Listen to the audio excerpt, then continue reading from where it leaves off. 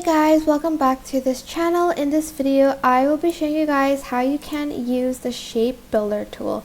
So I just created this random grid and added some shapes in it. And for instance, I want to join from these shapes kind of like a logo, for instance. This is just an example. So I just select all of it like so, and then I'm just going to select the shape builder tool here. And then, for instance, I just want this part, so I'm just going to grab my shape builder tool and I'm just going to add to that part right here, like so.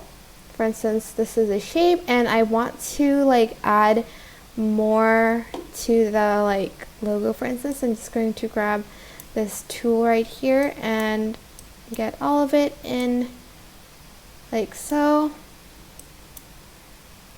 And then, for instance, I want another piece from this, for instance.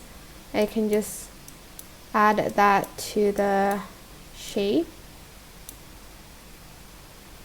But I'm just going to leave it as is.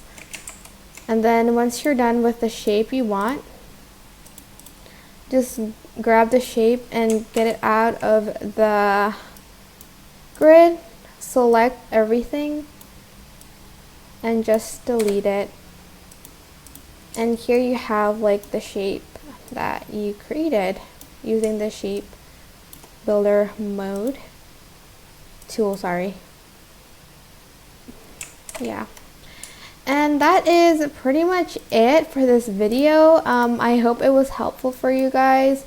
Don't forget to like, comment, share, and also subscribe to this channel if you haven't done that already.